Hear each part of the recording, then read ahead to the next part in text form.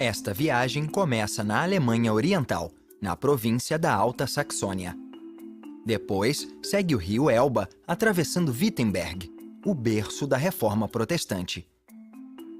A partir de um jardim da Era do Iluminismo em Wörlitz, o destino são castelos espalhados pela zona rural de Freiburg até Zalek. Deixando o Elba para trás, o estado de Turíngia é a próxima parada. A famosa história cultural de Weimar e o passado sombrio do campo de concentração Buchenwald ficam no caminho, perto da antiga divisão entre a Alemanha Oriental e Ocidental. Atravessando a fronteira, fica um monte de 200 metros feito de resíduos de sal, no estado de Hesse. Voltando para a antiga Alemanha Oriental, passando pela floresta da Turíngia, o coração verde da Alemanha, esta viagem termina no romântico castelo de Reinhardsbrunn.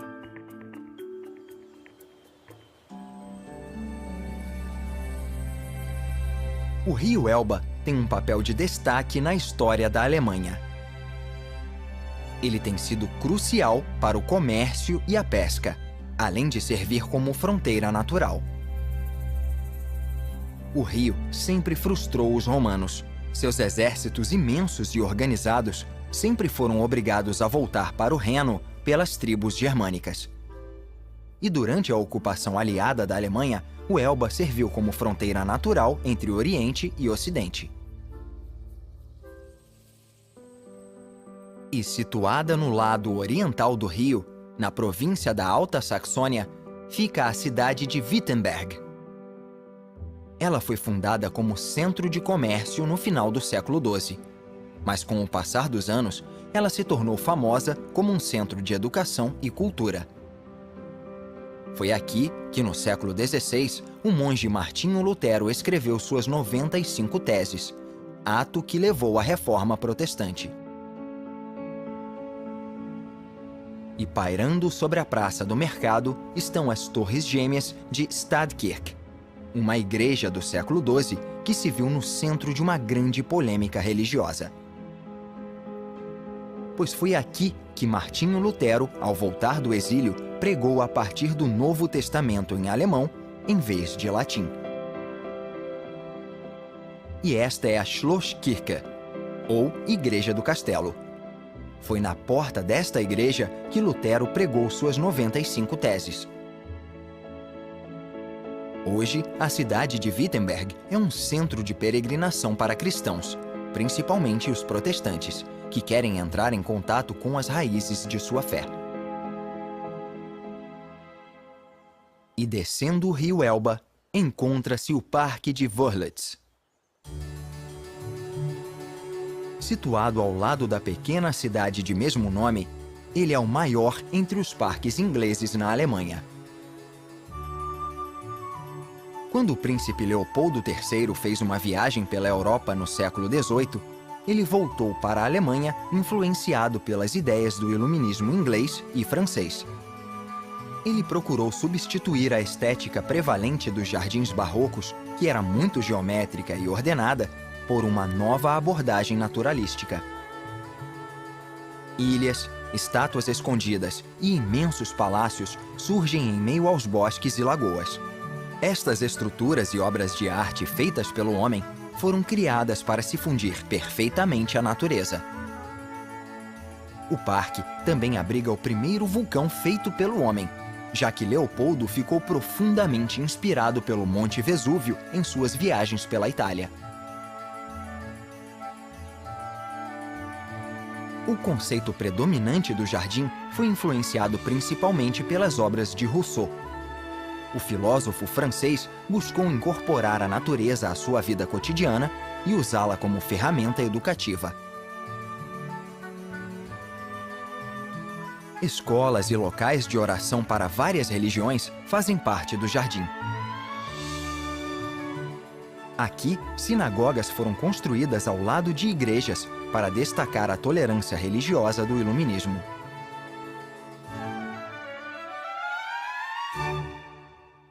E no centro de uma pequena cidade perto de Wörlitz fica o Palácio de Oranienbaum. Arquitetos e engenheiros foram trazidos das terras baixas para criar esta edificação e esta paisagem em estilo barroco. Quando o bisavô de Leopoldo se casou com uma moça da linhagem real holandesa, ele construiu este palácio e os jardins, como residência de verão para sua nova esposa. Os jardins ao redor do palácio formam um dos maiores laranjais da Europa, com a maior variedade de frutos cítricos da Europa. Do passado da Alemanha para preocupações mais atuais. A região da Alta Saxônia é líder em energia renovável. 44% do consumo do estado vem da energia eólica. No entanto, a maior parte da energia do país ainda vem do lignito, um carvão de baixa qualidade. Esta usina abandonada em Mundenstein, situada acima do Elba, foi construída durante a Primeira Guerra Mundial para fornecer eletricidade ao sistema ferroviário da Alemanha Oriental na região. Depois da Segunda Guerra, a usina foi confiscada por uma empresa soviética, fabricante de motores para aviões. Grande parte dos equipamentos da usina foi levada de volta à Rússia na década de 1950. Esta é a cidade de Bitterfeld-Wolfen. Como muitas cidades na Alemanha Oriental, a economia daqui foi baseada na descoberta de lignito e na subsequente indústria pesada que cresceu ao redor dele. Agora, a indústria da cidade é voltada principalmente para a produção de células solares. E a cidade é cortada pela A9, que liga muitas grandes cidades da Alemanha, de Munique a Berlim. Muitas rodovias que ligavam Oriente e Ocidente durante a Guerra Fria eram restritas e vazias. No entanto, após a unificação, estradas como esta se expandiram e se tornaram importantes vias de trânsito. Como na maioria das rodovias da Alemanha, não há limite de velocidade. A viagem segue para oeste, sobre amplas plantações até o estado vizinho de Turíngia. Os vastos campos abertos são interrompidos por este imenso complexo, a prisão juvenil de Hasnitz. Um ótimo exemplo da fé do governo alemão na reabilitação, a prisão oferece uma segunda chance a seus detentos. Escolas e bibliotecas oferecem formação profissionalizante, enquanto estufas, oficinas e ginásios oferecem uma experiência mais concreta. A explosão econômica da Alemanha resultou da descoberta de lignito durante a Revolução Industrial, e o recurso tem sido crucial desde então. A energia produzida desta forma é uma questão ambiental polêmica na Alemanha. Esta usina em Schkopau emite 5 bilhões de quilos de dióxido de carbono por ano.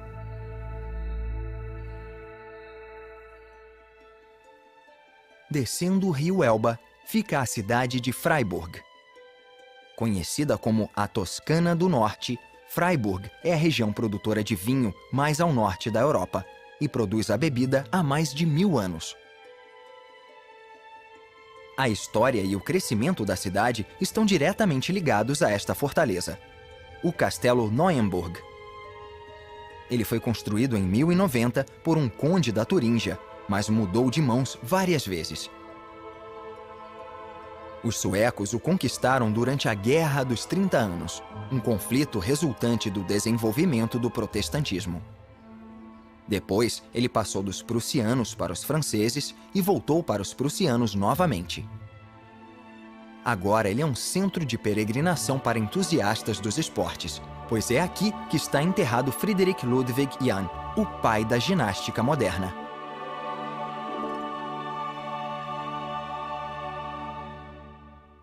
Agora vem o vilarejo de Zalek, que fica sob 2 castelos nas colinas.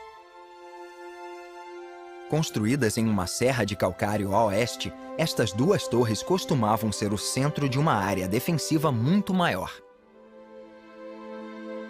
E na face do penhasco a leste, fica o castelo de Rudelsburg, construído no século XII para proteger rotas de comércio. Durante toda sua turbulenta história, a fortaleza testemunhou muitas batalhas e cercos. Mas após uma extensa reconstrução na década de 1990, o Castelo Rudelsburg agora é um popular destino turístico e ponto de encontro da mais antiga fraternidade estudantil da Alemanha. Moinhos de vento foram as usinas de energia pré-industrial do país durante mais de 600 anos. Muitos foram lindamente restaurados, como este moinho com topo giratório, nos arredores da próxima parada desta viagem, a cidade de Apolda, historicamente um polo têxtil. Quase toda a cidade é composta por estes Plattenbau, ou blocos residenciais públicos. O déficit de moradia foi grande após a devastação causada pela Segunda Guerra Mundial. Este estilo provou ser ideal por toda a Alemanha Oriental, por ser barato e fácil de construir. Em contraste, existem as plantações da Turíngia, que ocupam quase metade do estado. Uma grande variedade de plantações se desenvolve nestes solos férteis, o que aumenta a fama culinária da região. Perto dali fica o castelo medieval de Dennstedt. Como muitas outras residências nobres, ele foi destruído durante a Guerra dos 30 Anos no século XVII. 400 anos mais tarde, ele foi confiscado pelo exército russo para servir como base. Hoje, Dennstedt é uma propriedade particular e investidores pensam em formas de torná-lo útil. Talvez como um centro esportivo ou um spa. No estado da Turíngia, poucas cidades possuem a mesma importância histórica e cultural de Weimar. Foi aqui, após a Primeira Guerra Mundial, que a primeira Constituição Democrática da Alemanha foi assinada. Na verdade, desse momento até a ascensão do Terceiro Reich, o país era conhecido como a República Weimar. Até a Convenção Nacional aconteceu aqui em 1919, porque Berlim era considerada perigosa demais devido às manifestações durante a Revolução Alemã. A cidade possui até um gênero literário com seu nome, Classicismo de Weimar. Isso surgiu como resultado das obras de Goethe e Schiller, que passaram grande parte da vida trabalhando aqui.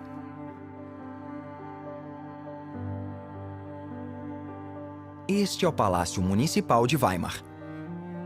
Construído originalmente no século X e reformado desde então, ele foi o lar de barões durante mais de 300 anos.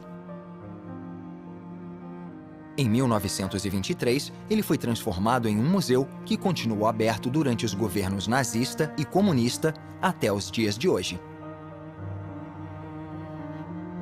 E no Centro Cultural de Weimar fica o Teatro Nacional. Fundado em 1492, a República Democrática Alemã o usou para apresentar peças consideradas uma ferramenta de propaganda muito útil durante o regime comunista. E a cidade continua sendo um polo cultural até hoje. O recém-construído Centro do Congresso funciona como uma alternativa moderna ao Teatro Nacional. Ele foi palco de grandes eventos durante a década de 1970, recebendo até artistas ocidentais vindos do outro lado da cortina de ferro. Ele foi drasticamente reformado em 1999, no mesmo ano em que Weimar foi declarada a cidade cultural da Europa. Mas a história de Weimar não é feita só de alegrias. A apenas 8 quilômetros da cidade fica Buchenwald, o primeiro e maior campo de concentração nazista construído em solo alemão. Hoje, ele é um museu e um memorial para relembrar as mortes de 56 mil prisioneiros entre 1938 e 1945. O mais famigerado comandante do campo foi Karl Otto Koch, cuja esposa, Ilse, ficou conhecida como a Bruxa de Buchenwald, por tratar os prisioneiros de forma sádica e cruel. Os prisioneiros doentes e famintos do complexo também eram usados em experimentos médicos em massa, principalmente para testar vacinas, o que resultou em inúmeras mortes dolorosas. Buchenwald foi finalmente desativado por forças americanas em abril de 1945. Deixando o triste passado e seguindo na direção oeste, a viagem passa pela capital da Turíngia, Erfurt. Bem posicionada perto de um val no rio Gera, a cidade se tornou um centro para o comércio da flor pastel, usada para criar uma tintura azul muito cobiçada na Idade Média. Erfurt possui um lugar especial na psique alemã moderna, já que foi o local do primeiro encontro entre chanceleres do Oriente e do Ocidente, em 1970. E no centro da cidade fica a Catedral de Erfurt. Foi aqui que Martinho Lutero foi ordenado em 1507. A igreja foi originalmente construída no estilo romanesco para o Papa Bonifácio no ano 800. Mas anexos góticos foram construídos durante a Idade Média. Talvez a estrutura mais peculiar de Erfurt seja a Kremerbrücke. Traduzida como a Ponte do Quitandeiro, esta construção possui uma história bastante complexa. Depois que uma ponte de madeira foi destruída pelo fogo 7 vezes no século XIII, uma ponte de pedra foi encomendada. Quando esta travessia à prova de fogo ficou pronta, casas e lojas começaram a ser construídas nas beiradas. Agora, a estrutura inteira é de propriedade municipal, exceto por 4 partes de propriedade particular, perdidas no meio da confusão.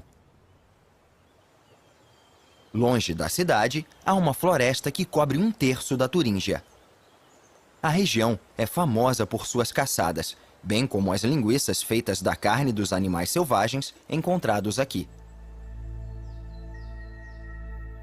E marcando a paisagem, há o que restou da antiga fronteira que antes separava a Alemanha Oriental da Ocidental.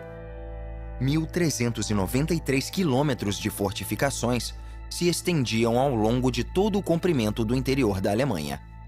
Hoje, ela é protegida como uma área verde europeia e pode ser desfrutada por todos.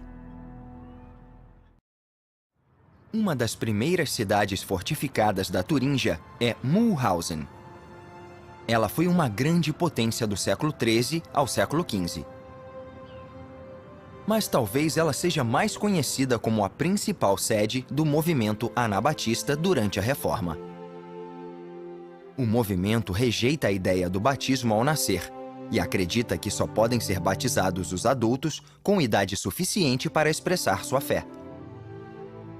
Thomas Müntzer, um dos líderes do movimento, pregou na igreja de Santa Maria em 1525. Depois ele foi capturado e executado na cidade. Mesmo assim, o anabatismo se consolidou e hoje é uma das maiores denominações cristãs da Alemanha atual. Faias, freixos e bordos tomam conta do Parque Nacional de Rainer. É o trecho mais longo de floresta decídua em toda a Alemanha. O parque é considerado uma mistura perfeita de cultura e natureza e é famoso por seu turismo sustentável. Atravessando a fronteira do parque fica Eisenach. A cidade começou como 3 vilarejos separados, que cresceram e se fundiram com o tempo. Hoje, ela se estende sob o olhar observador do castelo de Wartburg. Dizem que Martinho Lutero traduziu o Novo Testamento do latim para o alemão enquanto morava aqui. Ele trabalhou sob o pseudônimo de Junker Jorg para evitar ser encontrado. Mais tarde, o castelo se tornou um local de peregrinação nacionalista e religiosa e um símbolo da unificação da Alemanha. Agora, ele recebe reuniões de estudantes e outros eventos festivos. Antes da reunificação das Alemanhas Oriental e Ocidental, havia inúmeras maneiras brutais de impedir a travessia ilegal da fronteira. Valas, armadilhas, minas e torres de observação eram posicionadas estrategicamente ao longo da divisória. Esta torre específica, o modelo BT-9, continua de pé como uma lembrança da Guerra Fria. Prevalente durante toda a década de 1970, ela tinha postos de tiro nas 4 paredes. Mas à medida que partes da grade começaram a se deteriorar, cães de guarda foram usados para defender estas áreas abertas. Estima-se que no auge da República Democrática Alemã, havia cerca de 5.000 cães defendendo esses espaços. Mas atualmente, atravessar do Oriente para o Ocidente é tão fácil quanto pegar uma rodovia. A ponte expressa E40 atravessa o rio Werra. Ela foi planejada e projetada em 1940, mas o projeto não teve o financiamento necessário até 1983. Foi uma obra significativa e uma das primeiras realizadas pela Alemanha Oriental e Alemanha Ocidental em conjunto, custando aproximadamente 75 milhões de dólares na época. Com 732 metros de comprimento, ela foi construída usando cabos de aço extensíveis para segurar o concreto.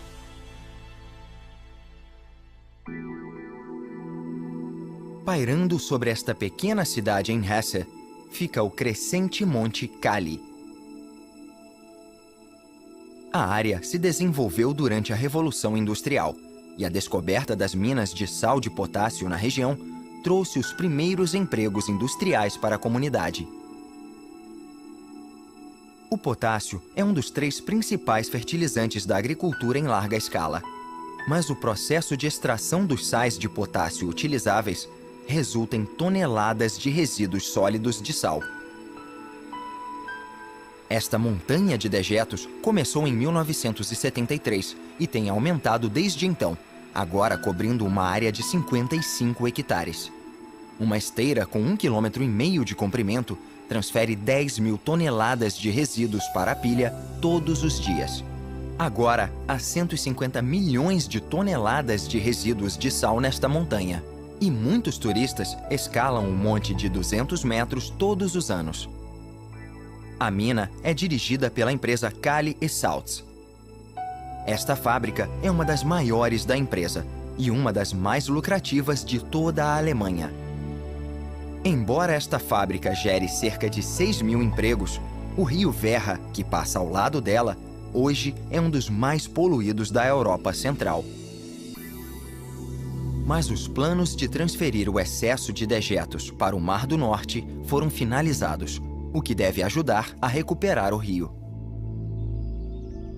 Geralmente chamada de Coração Verde da Alemanha, muitos consideram a floresta da Turíngia a alma poética e filosófica de seu país.